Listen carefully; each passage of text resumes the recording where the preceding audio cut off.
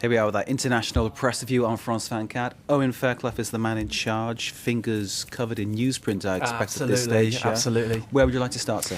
Presidential elections in Zimbabwe tomorrow, Mark. Robert Mugabe hoping to hold on to power there. He's been in power for some 30 years now.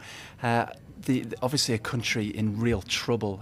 What's the inflation rate? Inflation 100,000%. And a couple of photos. He's recently printed a $1 million bill, hasn't he, which will buy you a chicken or something, I believe. That's right. I'm sorry to interrupt. No, not at all. You can, in fact, on that very point, you can see there's a couple of photos there in the Zimbabwe Times, a couple of protesters holding a banner saying billionaires and starving. Starving billionaire. It says it all.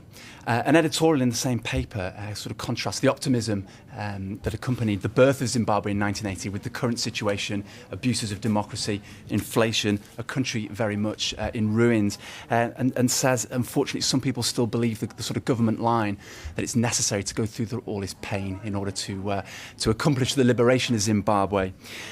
Just staying with the Zimbabwe elections, obviously optimism that among some that the movement for democratic change can usurp Mugabe or end his power. Is Morgan Tsvangirai's group. That's the man. That's He's right. the man who was assaulted by police and held in custody. Indeed, during the last elections. Yep. Exactly. A poll in the Zimbabwe Guardian suggests that, in fact, Mugabe's ZANU-PF party might well take the 2/3 of seats in parliament it needs to hold on to power. So certainly tempers optimism there. Any suggestion in the press there that the elections are rigged?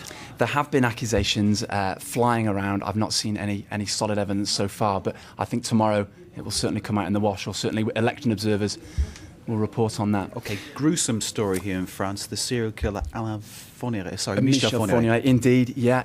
We talked yesterday about the fact that he might try to prolong the victim's agonies in court by playing games. So it's proved, it appears. The French papers have devoted a lot of coverage to this. Lots of sort of pen portraits. You can see there, Le Figaro has a court sketch of Fourniret holding up a sign basically saying, "I'm keeping my mouth closed." He's really accused of playing games with the court by refusing to talk. He produced a 3-metre long sort of dossier in which he talked about the whole judicial process being a farce, not one word of remorse apparently in this huge document. You can see him there in the Parisian as well. De Fourniret. That's right, that's right. Fourniret is his accomplice wife there.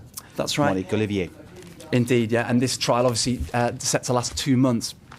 Moving on, the New York Post has an exclusive. Do you remember Elliot Spitzer, the former governor? How could you forget Caught Elliot Spitzer? Out with his pants down. That's funny, busted. And then you look at the bust. You know, it's absolutely just, it's funny. It's kind of not like the Americans have such well, it's British again. humour, is it? You know, really. He's been caught out again. An investigation into a second call girl ring has exposed Spitzer as being a client of a lady by the name of Kristen Davis, who you can see on the cover there. Word. What kind of a problem did this guy have? Amazing.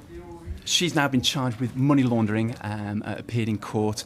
Well, the prices that he was reportedly paying for the last lot, she had a lot of money to launder. Go on to your final story. I will. Just time to mention Tintin, Blistering Barnacles, Mark. Tintin, an English lad by the name of Thomas Sangster, has been chosen to play Tintin in a new live-action film directed by Steven Spielberg. Apparently he's never read any Tintin books, but loves it now. Obviously, he's got the part. You can just see him there. He doesn't look too much like our boy hero. Yeah, when I was a cub reporter, I used to have a Tintin raincoat, which made everybody laugh. But, you know, but I did it just to be like my hero, you know. Owen, thank you very much. That was our international press review. Let us know what you think. This is France 24. Stay with us.